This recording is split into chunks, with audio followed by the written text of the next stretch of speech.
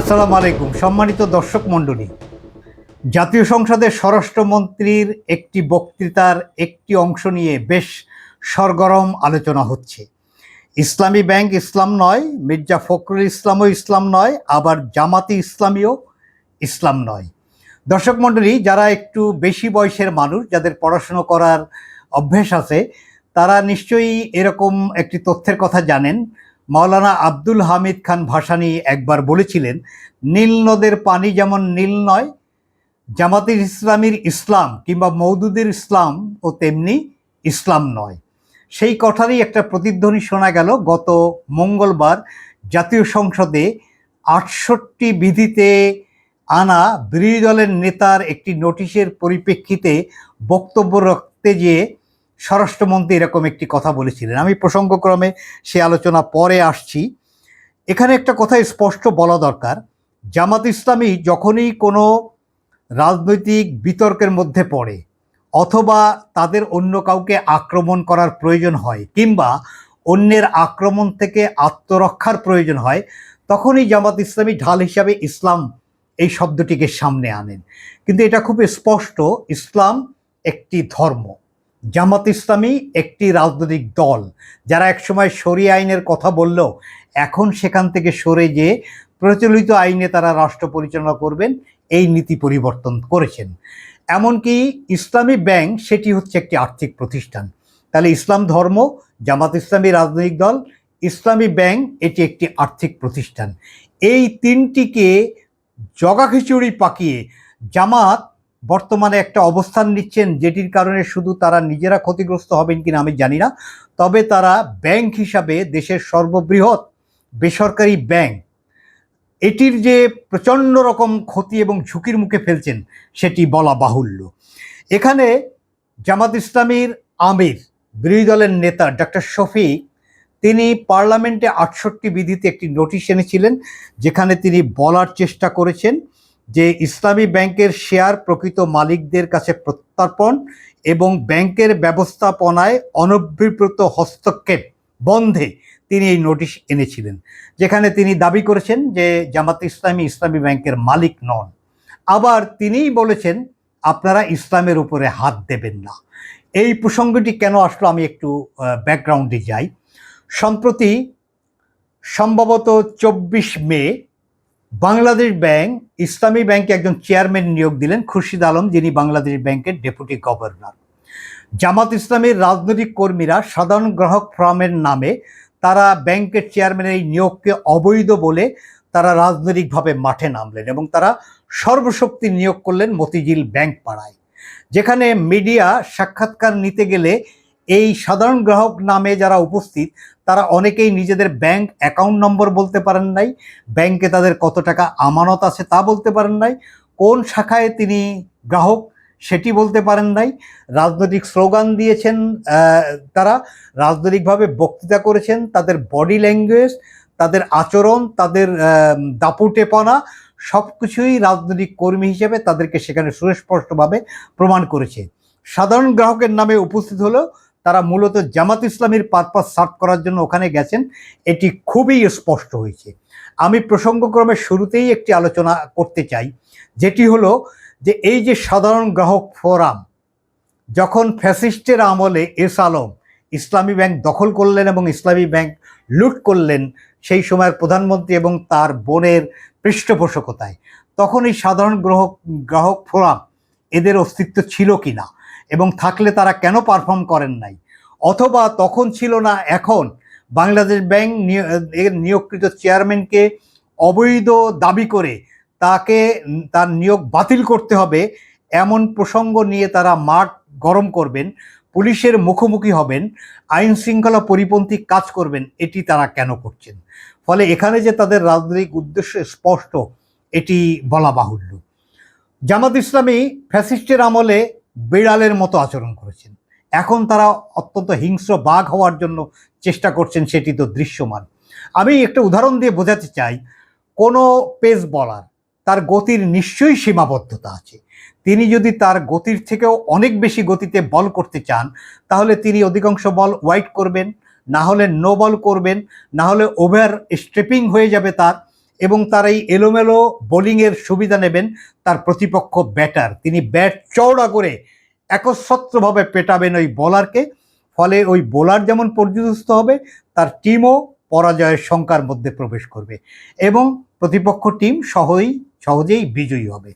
জামাত ইসলামীর ইসলামী ব্যাংককে কেন্দ্র করে আচরণকে আমি এই উদাহরণটির সঙ্গে মেলাতে চাই, যে তারা তাদের যে নিজেদের শক্তি সম্পর্কে অনেক বেশি উচ্চাকাঙ্ক্ষা পোষণ করছেন, যার কারণে তারা যে কোনো বিষয়ে রাজনৈতিক শক্তি প্রয়োগ করে তার মধ্য থেকে রাজনৈতিক ফায়দা হাসিল করতে চান। ব্যাংকের পরিচালনা পরিষদ এটি জামাতের পূর্ণ নিয়ন্ত্রণে থাকবে। ব্যাংকের 1 থেকে 100 পর্যন্ত কর্মকর্তা কর্মচারী নিয়োগ দেওয়া হবে শিবির বা জামাতের ছেলেদেরকে। আর ব্যাংকের মুনাফা এটির একটা অংশ জামাত পাবেন। ব্যাংকের কর্মকর্তা কর্মচারীদের বেতনের একটি নির্দিষ্ট অংশ নির্দিষ্ট হারে চাঁদা হিসাবে অটো জামাতের ফান্ডে চলে যাবে। এমনকি যাদের অভিজ্ঞতা আছে তারা খোঁজ নিলে নিশ্চয়ই জানবেন যে ধরুন ইসলামী ব্যাংকের একজন কর্মকর্তার বেতন 30,000 টাকা, তিনি স্বাক্ষর করবেন 30,000 টাকায়, কিন্তু তিনি পাবেন 29,000 টাকা। 1,000 টাকা অটো জামাতের ফান্ডে চলে যাবে। এরকম বেতনের স্কেল অনুযায়ী একটি নির্দিষ্ট হারের চাঁদা প্রতি মাসেই এই ব্যাংক কর্মকর্তারা জামাতকে দিয়ে থাকেন। এইটা প্রদান করা এবং গ্রহণ করা উভয় ক্ষেত্রে যেহেতু প্রদানকারী জামাতের সদস্য, গ্রহণকারীও জামাতের কর্মকর্তা, ফলে এগুলো প্রকাশ্যে আসে না। তবে এই যে একটি ব্যাংকের মাধ্যমে আর্থিকভাবে পুষ্ট হওয়া একটি রাজনৈতিক দল, নিশ্চয়ই সেটি যদি আলোচনায় আসে, নিয়ন্ত্রণকারী প্রতিষ্ঠান বাংলাদেশের কেন্দ্রীয় ব্যাংক বাংলাদেশ ব্যাংক নিশ্চয়ই সেই ব্যাপারে কিছু মেজার্স নিতে চাইবেন বা নেবেন, এটি খুবই সঙ্গত। এবং বৈধ প্রতিষ্ঠান হিসেবে তিনি চেয়ারম্যান নিয়োগ দিয়েছেন। চেয়ারম্যানের কোনো পেশাগত অদক্ষতার বিষয় যদি থাকে, তার বিরুদ্ধে কোনো সুনির্দিষ্ট প্রমাণযোগ্য অভিযোগ যদি থাকে যে তিনি ইসলামী ব্যাংক পরিচালনা পরিষদের চেয়ারম্যান হিসাবে অনুপযুক্ত, তাহলে তারও সুরাহা আছে। কিন্তু সেই চেয়ারম্যান নিয়োগকে অবৈধ বলবেন বাংলাদেশ ব্যাংকের নিয়োগ দেওয়া চেয়ারম্যানকে। আবার যখন 1 থেকে 7ই জুন গ্রাহকরা 4,000 কোটি টাকা তুলে নিয়েছেন এরকম তথ্যের ভিত্তিতে ব্যাংকের তারল্য সংকট ঘটেছে এবং সেই তারল্য সংকট মোকাবেলার জন্য আবেদন করে সেই বাংলাদেশ ব্যাংকের কাছেই একটা বিশেষ সহায়তা তহবিল চাবেন 10,000 কোটি টাকা, তাহলে সেটা তার কাছে চাচ্ছেন কেন? যেই বাংলাদেশ ব্যাংক চেয়ারম্যান নিয়োগ দিতে পারবে না, সেই বাংলাদেশ ব্যাংক কেন আপনার তারল্য সংকট মোকাবেলায় এগিয়ে আসবেন? যেহেতু চেয়ারম্যান নিয়োগ দেওয়া পছন্দ অপছন্দ এটা জামাত ইসলামীর সিদ্ধান্ত, তাহলে আমরা তো বলতেই পারি যে এই তারল্য সংকট, এই 10,000 কোটি টাকা জামাত ইসলামীর কাছে অথবা জামাত ইসলামীর আমির ডক্টর শফিকুর রহমানের কাছে চাইলেই তো ভালো হয়। ব্যাংকের দুধ, সর, হালুয়া, রুটি, মধু সব আপনি আপনার মতো করে ভক্ষণ করবেন, আর সেই ব্যাংকের আর্থিক প্রতিষ্ঠান হিসেবে স্বীকৃতি দেওয়া, সেই ব্যাংক পরিচালনায় কোনো সিদ্ধান্ত গ্রহণ এটি অর্থ মন্ত্রণালয় অথবা বাংলাদেশ ব্যাংক গ্রহণ করতে পারবে না। এটা তো অনেকটাই অনাচার এবং এক ধরনের স্বৈরতান্ত্রিক মনোভাব।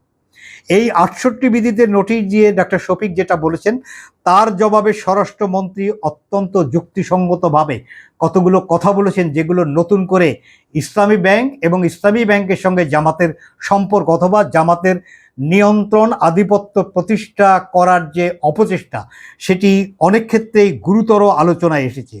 কোনো দলের নাম উল্লেখ না করে ইসলামী ব্যাংক প্রসঙ্গে সালাউদ্দিন আহমেদ বলেন, একবার যেই ব্যাংক আজান দিয়ে তাকবীরে লিল্লাহ দিয়ে দখল করা হলো, সেই ব্যাংকের দখলটা বেদখল হয়ে যাবে, এটিই জামাত ইসলামী মানতে পারছেন না। তিনি এভাবেই বলেছেন এবং তিনি গুরুতর কয়েকটি অভিযোগ করেছেন, যেগুলো অবশ্যই আমি মনে করি তদন্ত হওয়া উচিত। স্বরাষ্ট্রমন্ত্রী বলছেন 2024 সালের 5ই আগস্টের পরে ইসলামী ব্যাংকে এই একটা মানে অনেক অনিয়ম হয়েছে এবং সেখানে আরডিএস নামে একটা ফ্ল্যাগশিপ প্রকল্প আছে ইসলামী ব্যাংকে, যেখান থেকে 22,000 কোটি টাকা বিতরণ করা হয়েছে বলে তিনি অভিযোগ করেছেন। আগে 11,000 কোটি টাকা দেওয়া হয়েছিল, 5ই আগস্টের পরে নির্বাচনী বৈতরণী পার হওয়ার জন্য আরও 11,000 কোটি টাকা দেওয়া হয়েছে। অভিযোগটি অত্যন্ত মারাত্মক। এছাড়া তিনি নাবিল গ্রুপ, যার সঙ্গে জামাতের সংশ্লিষ্টতার একটা অভিযোগ অনেক দিন থেকেই আছে, তিনি বলছেন 5ই আগস্টের পরে নাবিল গ্রুপকে 700 কোটি টাকা এলসির বিপরীতে ঋণ দেওয়া হয়েছে, পরে মালামাল বিক্রি করে ব্যাংকের টাকা ফেরত দেওয়া হয়নি। দুষ্ট লোকেরা বলে সেটা কোনো এক দলের নির্বাচনী তহবিলে গেছে। এছাড়া আরও বলেছেন নাবিল গ্রুপের লাইবিলিটি 16,000 কোটি টাকা, এগুলো কেন এতদিনে তদন্ত করা হয়নি। নিশ্চয়ই সেটি জামাত ইসলামীকে লাভবান করার জন্যই সেই তদন্তটা ইসলামী ব্যাংক এই সময়ের মধ্যে করে নাই, এমনটি ইঙ্গিত করার চেষ্টা করেছেন। স্বরাষ্ট্রমন্ত্রী আরও বলেন, ইসলামী ব্যাংকের হেড অফিসের অনুমোদন ছাড়া একটি গ্রুপকে 40 কোটি টাকা ঋণ দেওয়া হয়েছে এবং সোশ্যাল কর্পোরেট রেসপন্সিবিলিটি CSR এর নাম দিয়ে যারা ঢাকা থেকে কক্সবাজার বিমানের টিকিট পর্যন্ত ব্যাংক থেকে করিয়েছে এবং সেগুলোরও তদন্ত হওয়া আবশ্যক। এছাড়া স্বরাষ্ট্রমন্ত্রী আরও বলেন, ব্যাংক জামাত ইসলামী তাদের নিয়ন্ত্রণে নেওয়ার পরে 9,000 মানুষকে চাকরিচ্যুত করা হয়েছে। যারা এখন প্রায় ডেমনস্ট্রেশন করেন তাদের এই চাকরিচ্যুত নিয়ম বহির্ভূতভাবে করা হয়েছে, যেটিরও তদন্ত হওয়া দরকার। আবার প্রকারান্তরে আরও 6,000 নতুন নিয়োগ দেওয়া হয়েছে, যারা সকলেই একটা পার্টিকুলার রাজনৈতিক দলের সদস্য, অর্থাৎ জামাত শিবিরের সদস্য।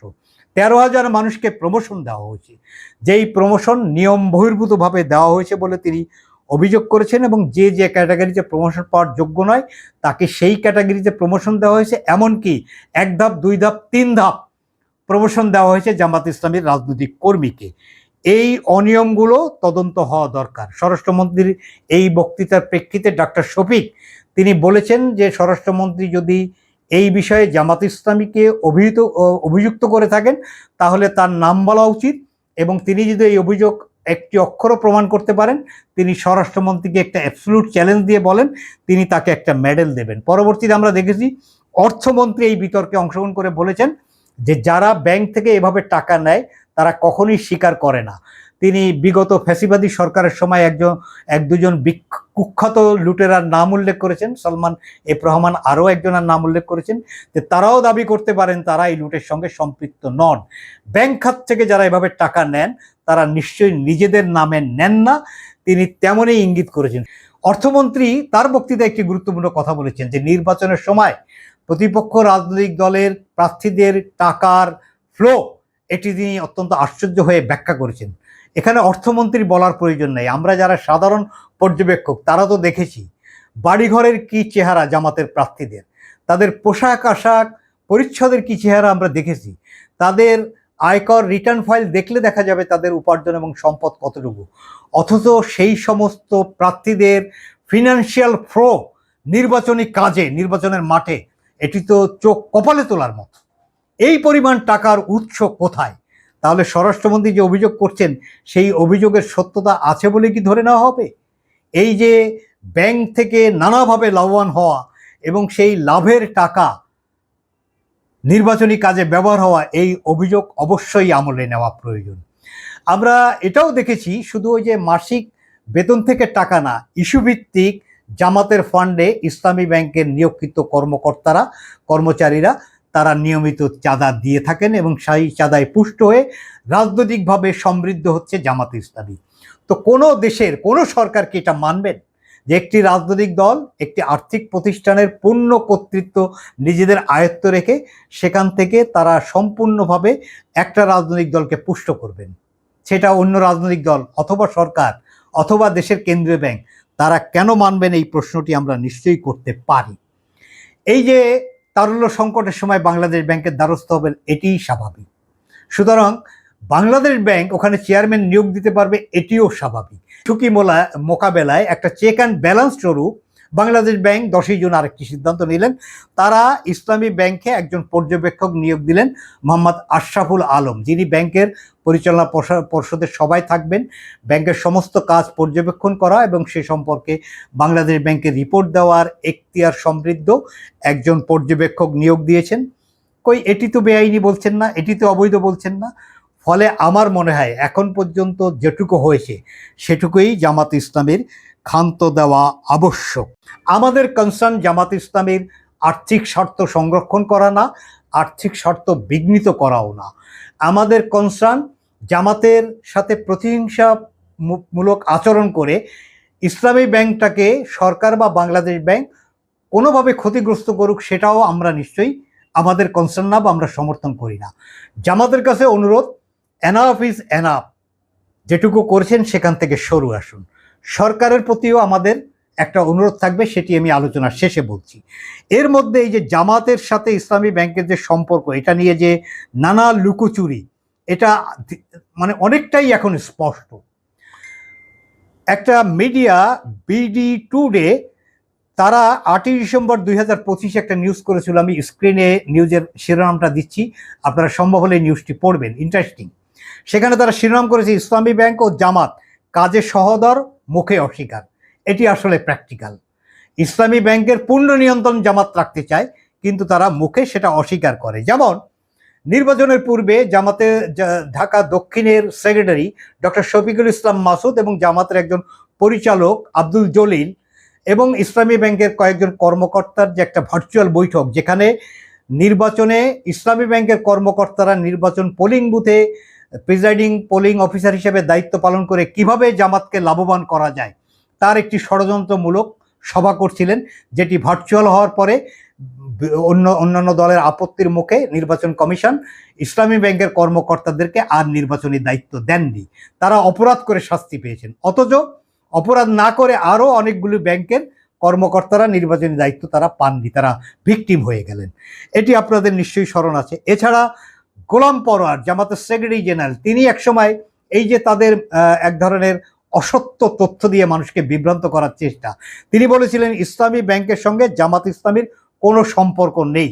এটা যে কতটা ডাহা মিথ্যা কথা তা আবার প্রমাণিত হলো ইসলামী ব্যাংক যখন জামাত ইসলামী যখন ইসলামী ব্যাংকের উপরে বিগত অন্তর্বর্তীকালীন সরকারের অনেকটা নিষ্ক্রিয়তায় বা ছত্রছায়ায় তারা যখন ইসলামী ব্যাংক পুনর্দখল করতে সক্ষম হলেন, তখন 19শে ডিসেম্বর 2024 প্রকাশ্য পাবলিক মিটিংয়ে জামাতের আমির ডক্টর শফিক বলেছিলেন, দখল নয়, ইসলামী ব্যাংক মায়ের কোলে ফিরেছে।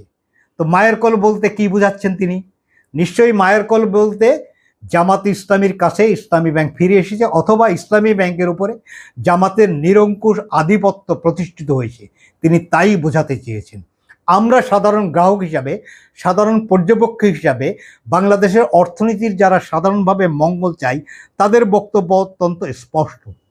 সেটি হলো যে এস আলম দখল করে ইসলামী ব্যাংকের ক্ষতি করেছে, সাধারণ গ্রাহকদের অনেক টাকা লুটে নিয়ে গেছে। জামাত ইসলামী পুনর্দখল করে ইসলামী ব্যাংকের উপরে নিরঙ্কুশ আধিপত্য প্রতিষ্ঠিত করে তারাও এই যে স্বরাষ্ট্রমন্ত্রীর অভিযোগ অনুযায়ী নানা অনিয়মের মধ্য দিয়ে আর্থিকভাবে লাভবান হয়েছে। এমনকি ওই যে প্রকল্পের কথা বলা হলো, যেখানে ইলেকশনের আগে 11,000 কোটি টাকা দেওয়া হলো, অভিযোগ এমন যে এটি মহিলাদেরকে দেওয়া হলো, 10,000 টাকা মতো করে দেওয়া হলো এবং বলা হলো জামাত যদি ক্ষমতায় আসে এই টাকা আর ফেরত দেওয়ার প্রয়োজন হবে না, যার কারণে প্রচুর মহিলারা জামাতকে ভোট দিয়েছে, এমন একটি অভিযোগ আছে। ফলে এই অনিয়ম এবং এই দুর্নীতির অভিযোগ এটিও নিশ্চয়ই তদন্তের আমলে আসা উচিত। এস আলম দখল করবে এটা যেমন আমরা সমর্থন করি নাই, জামাত ইসলামী ও ইসলামী ব্যাংক দখল করে নিরঙ্কুশ আধিপত্য প্রতিষ্ঠা করে ইসলামী ব্যাংক নামক আর্থিক প্রতিষ্ঠান, যেটি জনগণের প্রতিষ্ঠান, সেটা দ্বারা তারা কেবলমাত্র রাজনৈতিকভাবে লাভবান হবেন, এটিও আমরা প্রত্যাশা করি না। কিন্তু সরকারের কাছে আমাদের দাবি হলো অত্যন্ত স্পষ্ট। জামাতের কাছে দাবির কথা বলছি, জামাত শুনলে শুনবে। সরকারকে আমরা বলতে চাই, বাংলাদেশ ব্যাংককে আমরা বলতে চাই, এই ব্যাংকের আর্থিক শৃঙ্খলা ফেরাতে যদি আরও কোনো মেজার্স নেওয়ার প্রয়োজন হয়, সেটি ব্যাংক খাতের যারা অভিজ্ঞ আছেন, বিশেষ করে ইসলামী ব্যাংক, ইসলামী নামটি যেহেতু আছে, সেহেতু শরিয়ার কথা যেহেতু এখানে আলোচনা হয়, শরিয়ার সম্পর্কে স্পষ্ট ধারণা রাখেন যারা, এরকম ইসলামী অর্থনীতিবিদ যারা আছেন, তাদেরকে সমন্বিত করে ব্যাংক খাতে যারা অত্যন্ত স্বচ্ছতার সঙ্গে দায়িত্ব পালন করতে সক্ষম এরকম পেশাদার কর্মকর্তা এবং সংশ্লিষ্ট আরও অনেক যারা সত্যিকার অর্থেই ব্যাংকের ইসলামী এবং আর্থিক চরিত্র এটি সমন্বয় করে ব্যাংকটি পরিচালনা করতে পারবেন, সেভাবে একটা সুসংগঠিত রূপ দিয়ে ইসলামী ব্যাংক জনগণের ব্যাংক হিসাবে পূর্বের সুনাম সম্মান অক্ষুণ্ণ রেখে আরও সমৃদ্ধির পথে এগিয়ে নিয়ে যাবেন। সরকারের কাছে আমাদের এটিই প্রত্যাশা।